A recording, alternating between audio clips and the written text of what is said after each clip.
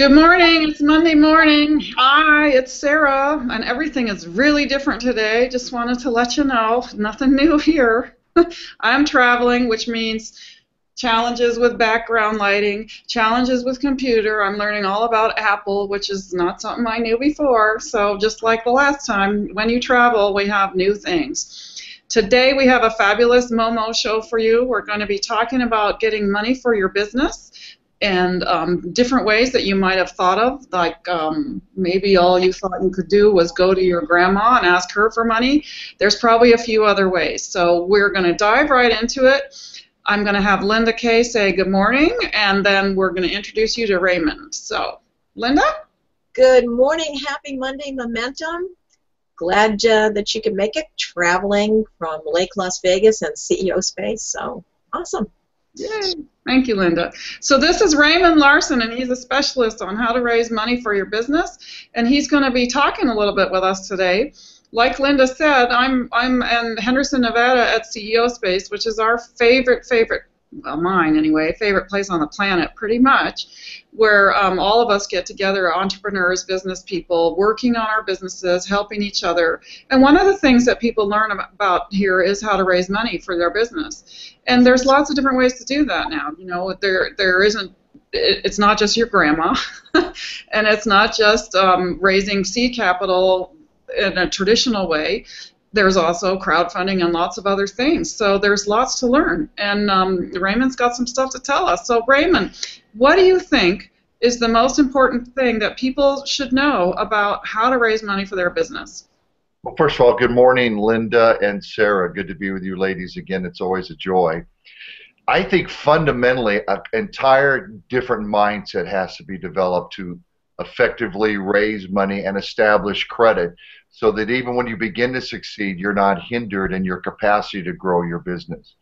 And my father started 11 banks. I have a pretty good understanding of it.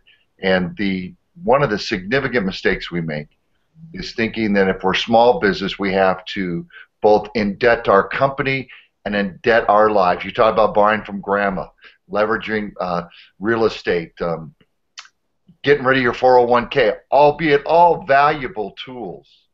It really doesn't need to always be that way.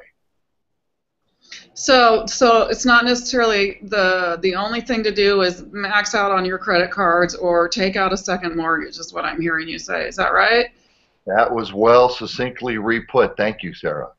Wish I met you a little while ago. We all have a lot of leveraged assets we wish we could have recaptured. So then if somebody is just getting started and realizes that, boy, if I had, I don't know, $100,000, I could really do something a lot quicker, a lot more effectively than with only the 1,000 I have, what would you say to them? Well, first of all, $100,000 is usually more than most startups need. We put our business plans together. Of course, we extend the maximum capacity, and so it ought to be. But literally, banks have to loan hundreds of millions of dollars a year to small business, and yet no one ever accesses those non-recourse, no personal guarantee loans and resources, because when they go into their bank and they make application, they go, typically 95% of the time, I'm sorry, you don't qualify, because no one tells you how to qualify. Secondarily, that no one really grasps the fact that if you comply with the laws made by banks 30 years ago, money and credit grow very effectively, predictably, and can get you launched. You literally can get an FEIN number, begin the process of preparing for credit and finance, and not even having rolled out a product or a service yet. So did I hear you say that the banks have to loan the money? Is there something out there, a law or whatever, that says here's all this money that you are required to be loaning to small businesses, but because no one or many don't know how to qualify for that money, the banks actually are having trouble loaning it out? Well, absolutely. And I'm sure Linda will agree with me. Understand that if I could loan you money and secure your company's assets and secure your private assets as well, why wouldn't I do that? But literally, there's a system called the PAYDEX system that when you meet the 21 compliance rules, and nobody knows them, although we have conquered, we have crashed the veil on that. You literally can begin to build credit and funding that you need. And banks, yes, have to meet certain federal requirements, and they meet less than 15% of those annually because no one knows how to qualify. And are they in trouble because of that? Or is it I just... don't know. I'm not a bank regulator. I'm not on the inside of that. All I know is my friends and family in banking didn't like what we started doing until we do it. Now they are proponents of what we do. Fabulous. So, Linda, I'm wondering, in your time as a business owner, have you had challenges around getting money for your business? Have you always bootstrapped it? I mean, I don't know personally, and I'm not asking you to open your books for us, but what kinds of issues or questions have you run into? You know, Sarah, this is a conversation that I wish I would have known about, you know, when I first started my business. Absolutely. I didn't realize that if you weren't making money, you couldn't borrow money. And I did it. Credit cards, leverage to the hilt, all, you know, the money I had in my retirement plans, etc. And once you get into that rut, it's really hard to get out of it because you've tapped all your personal resources. Yeah. At that point, I'm kind of feeling like I don't even want to go to the bank because they're going to look at me and say, "What are you, crazy lady?" So I think it's really important that small business owners understand. And you said before you're even making any money yet.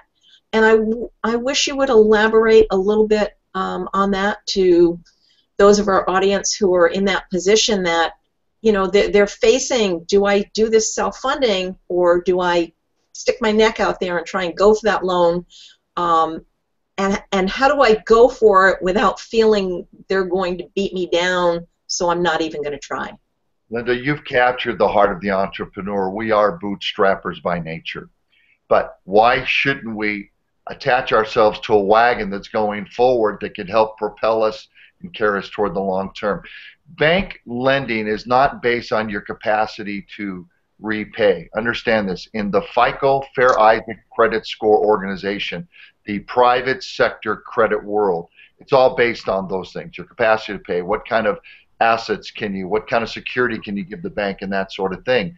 In the banking world, it's based on actuarials. For example, I have $100,000 in a 401k that I've been deliberately growing. The bank has an actuarial that says it's a high percentage chance that you're going to repay your loan because you've saved money. So, for example, I'm 61 years of age. What an interesting time to restart again. My wife and I are serial entrepreneurs, and they're going to put me in the 60 to 70 driving category in insurance. No matter if I've ever had a ticket before, no matter if I've ever had an accident, I'm going to be measured for my age. It's an actuarial. Banking for business, big business, which is available to small business, is based on actuarial. So when you get a federal employment identification number and you comply it with the 21 steps that all banks look at. For example, another reason to really get in compliance with the bank is I had a large corporation that had secured a major contract that would have made their company millions and millions of dollars. The contract people went and checked them in the systems we cooperate with and did not find them adequately registered there and turned down the contract. So there are three reasons for good credit through your name of your business, your location, and your FEIN numbers. Number one, it gets you compliant with banks for loans. It separates your personal assets and your personal life from your business endeavors. Thirdly, it puts you on the radar of both banks and large industries, so you look compliant, you look secure, you look safe, and you look successful. When those things are in place, by the time you get to our sixth step of our six-step program, you're on the banker's radar for that compliance to provide money for small business. Sorry, I think that you just said that once somebody has worked through the steps that they need to do to become compliant for these loans, now the bank is actually looking for you. The banks have never... They have money they want to lend, and you're somebody that they might be able to lend it to. By the way, sir, I need to do a video for me. Well done. You captured the issues well. What I will tell you is, yes, once you get through their system that they invented, they got in the back room, the large banks, and created it's driven by the Dun & Bradstreet organization and Paydex. It's a 0 to 100 numbers. Once 0 to 100 point score. When you get there, you're now where they're looking to loan money to be compliant with not just lending to big business. Fabulous. So the next question that I believe many of our viewers is wanting to ask is, okay, so I didn't learn all that before I maxed out my credit cards and everything else, so now I'm pretty sure my credit's not that great. Is it still possible for me to do that? And then the next question is, okay, so I can borrow some money maybe for my business if the answer to the first one was yes. What about paying it back? How does that all work? If it's not the same as when you borrow it as a human being, individual person, what are the differences? Well, first of all, and excellent two questions. Let's take them in the right order. We have been taught that everything's about how we've performed as individuals with credit. That's what we are told every time we go to a bank, every time we buy a car, every time we buy a house.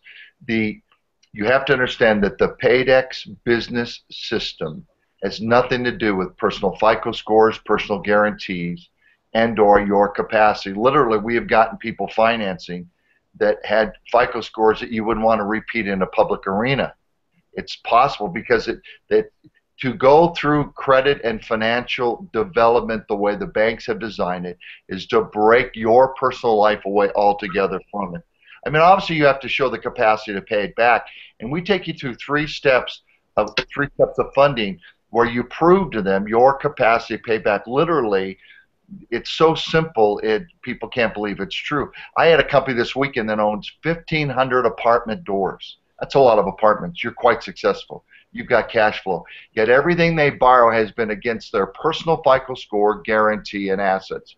They're signing up today, Linda and Sarah, because they want to break away their private life from their business life.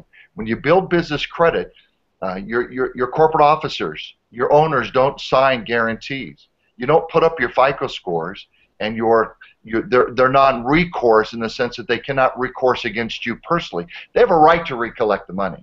Your capacity to pay back is what builds American capitalism. So they're going to make sure, that's why we take you through these clever, quick steps, which they invented. I'm not the brainchild of that get you ready where they want to lend you, give you non-recourse revolving credit, give you lines of credit. Most businesses don't even need to get to step 6 and get on the radar of big business. They just need some cash flow while Linda's creating in between site development.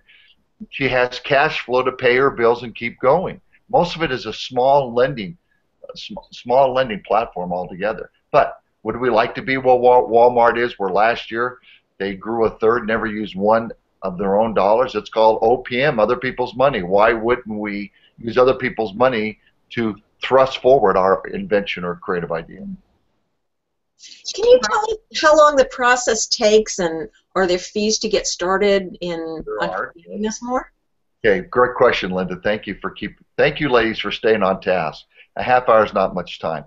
Number one, I did this attorney who never disclosed what he did or how he did it, and I got on the banking radar. It cost me $10,000. That $10,000 would have been far more effective in my creative dream. So the fastest it's ever been done is 2 months. But let me tell you, you're doing it night and day. You aren't working on your business, and you're following the steps and making sure it all gets done. The average time is 4 to 6 months. I have a home care group right now that have been trying to gather money for a year and a half with no success. They're blown away that in 3 months you can have credit. You can have up to $50,000, $60,000. In fact, we guarantee, someone has something on, we guarantee a $50,000 credit line for you if you follow our program. We guarantee a 20-to-1 return on your small investment. It costs us $24.97 and one-time fee, no extra fees, to get you completely aligned and ready to receive hundreds of thousands and literally millions of dollars. So it's a one-time fee. It's simple. It's easy.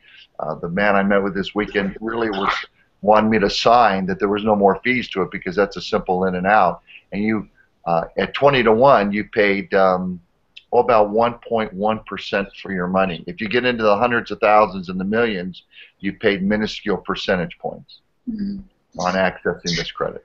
So, pretty clear that there's sorry, my echo.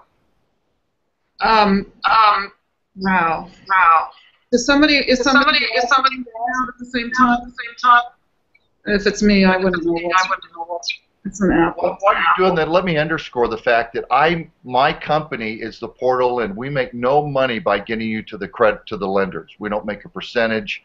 We don't get back. This is not a correspondent lending situation. We are the portal in. We have developed this because I run other companies as well, as you know, as you do, you and Linda do as well. We just wanted a portal in, but we have to pay for the different services that are there, and that's what pays for them. That $24.97. So it's not a backdoor way to make money, if that's clear. Yeah, and that. Oh boy.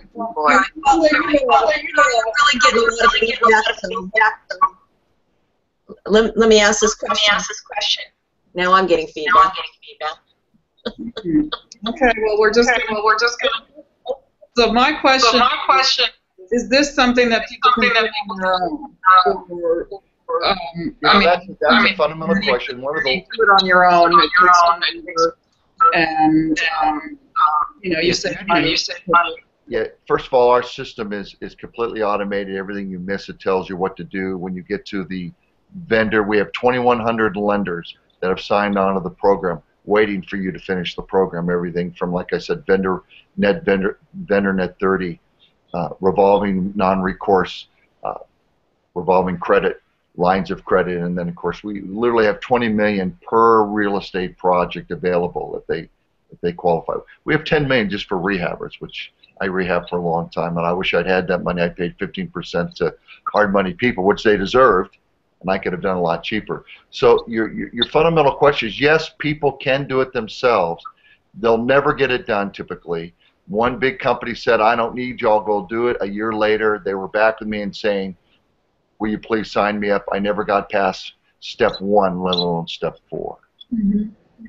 So yeah, they can do it. If they hire an attorney and do all those things at maximum dollar expense rather than a minimal fee to get rolling out, yes.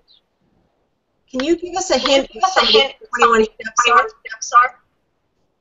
I can. Absolutely. Thank you, Linda. I wish every one of my hosts were this succinct, and they're not. This is so simple. Number 1, step 1 is what we call getting compliant with the banks. When you push on to step 1, for example, we have videos showing you how to do everything. We have text videos for you to read and understand, and you become compliant with bank protocols in step 1. Step 2, we introduce you to how the business credit bureaus work and how to work with them and how to literally have control of what they do with your credit score as a company. Step 3, we give you the credit dashboard, and we begin to show you how to deal with the trade accounts, how to make fix inaccuracies. Step 4, 3 steps, you're completely compliant with both credit bureau PAYDEX system and with the banking system. Step 4, 5, 6 is the rollout of your actual credit and funding. In step number 4, you have relationships. We show you how to get with vendors. For example, everybody uses Amazon, but there's secrets to how they record and represent you that you can accelerate. Literally, you can have every step done in the vendor net 30 in 30 days, and then you're on to revolving credit, lines of credit, and so forth. Step 5 is lines of credit, how to work with them, how to develop them. By the time you're done with step 5, you have vendor relationships, you have revolving credit, you have lines of credit, and in step 6, the lending system knows who you are. But you've already got maybe up to, by then, a capacity maybe $200,000 in finance and funding already operating for you before you ever get to the big banks. It's simple, it's easy, and we've been taught incorrectly how to approach funding. And then let me tell you, the equity investors are going to want you because they're going to look on you for the PAYDEX. You're there, you're compliant, you got a high score, and you've already got all these vendor and revolving and lines of credit. Why wouldn't a private equity person or firm want to work with you at that point? Great. I don't want to echo. I'm going to talk. So, Raymond, my question is, would there perhaps be a guideline, at least at this point, I'm a new business person. I don't think I actually need more than $20,000. They do this the way I want. Is there a level where you could say it's not worth going through this system, at least not right now, because you only need X amount? Well, then that's a great question, but I will tell you that's the common, most prevalent question asked me.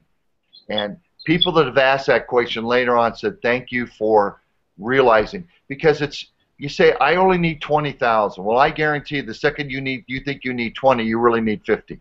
That's just the way it is. It always costs more to roll out. You know, Murphy's Law, delays, things didn't happen the way you want them to do. And the benefit of our system is you've got the money should you follow the system. I can't make anybody give you money, and nothing will work unless you follow their system that we have completely automated and made simple through our portal. We guarantee if you follow the program, $50,000 in credit. Most companies can start up with that. If you say you need 20, you really need 50. Let's just be honest. Come on, Sarah and Linda, we've done this. The second you think you've got it done, some new thing comes along. And I'm really in love with lines of credit, because you don't have to use them. They're there if you need them. You're building credit even if you're not using them. You're growing your recognition in the lending world. So I'm always encouraging people to pursue a $50,000 line of credit. Just have the discipline not to use it. Don't take a trip with it. Use it carefully and wisely and get it done.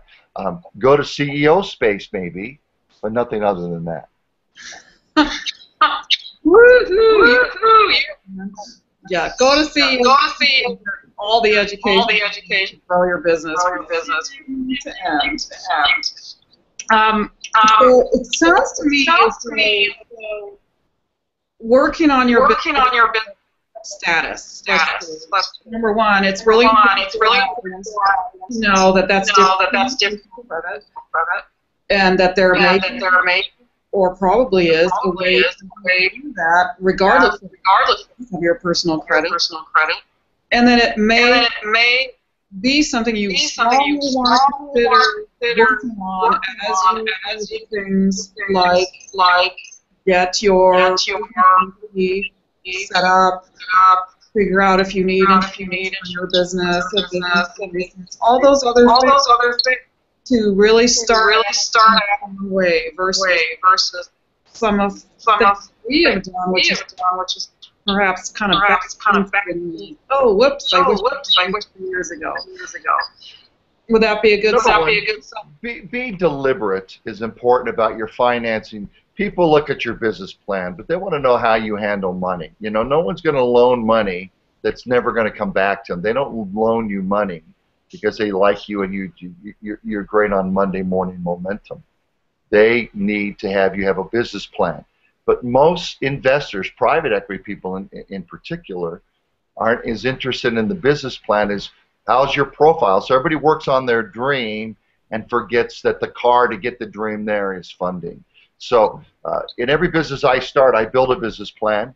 I create relationships as we're going on, but I always make sure that I have a platform and a backup contingency plan, so I never lack. 90% of small business, which is 89% of the economy, just go sit at a Starbucks and look around, and most of the business you see are not GMC and Amazon. But build the kind of profile and resource, because most of them fail just at the edge of success. They typically run out of money one step too soon. So that's the thing, and they keep thinking someone's going to bring money along. Well, let me tell you, if you've not built a profile that's evident in the Paydex system and what's called Business 411, and you've not built those other kind of things, why would they lend you money? For just an idea, what they're going to do is they're going to lend you money, but they're going to force place a CEO. They're going to have all kinds of these controls over your creative capacity because you've not shown them. They like your idea, but you've not shown them you can roll it out. So you got to be in a position to roll it out, and that is small, minuscule amounts of money. In fact, I have large corporations that are privately owned. Obviously, the big boys already are in there that are joining us every day to get themselves on the on the system to get themselves, for lack of a better word, divorced personally and economically from the journey. And 3, create their financial package. It works. It's amazing. We've done it for 5 years. We have a great track record. And we even have a fast-track lending. Some people need money right now. And we have a traditional lending arm that will bridge you till you get to the big package. My passion is to finance 100,000 businesses in America. You know the old adage about 7-Up. The guy that created 7-Up was 3-Up. He added 1 ingredient, 4-Up. He got to 6-Up, ran out of money. A guy bought it for 10 cents on the dollar, added 1 more ingredient, and 7-Up is history. That's what happens with a lot of small business. All right. We're almost out of time. I want to ask you, Raymond, is there any one more little tidbit you want to throw out there? Yes. Hang on to your dream. Just build the infrastructure for the dream to become a reality. Great. Thank you. Apologize to the echo. For some reason, today. Why don't you go ahead and let people know how to contact you if they would like to, and then pass it to. Well, first of all, you can go to bizgatefinancial.com, which is our website. You can go to YouTube and watch my video called Bizgate Financial. Or you can contact me at Raymond it's R-A-Y-M-O-N-D, at bizgatefinancial.com. And my number is pretty simple, 775-432-6670. And we do have ways, we have payment plans, there's a number of things. We try to remove any obstacle to moving forward. The last people worry about is money, and it's really the first thing the Outlay Foundation does. Thank you. Thank you. Linda. All right. I personally learned a lot, and I so enjoyed the conversation with you, Raymond. Thank you so much. And I'm assuming that one last question. So assuming that this 8X kind of like a FICO score for personal information. The case.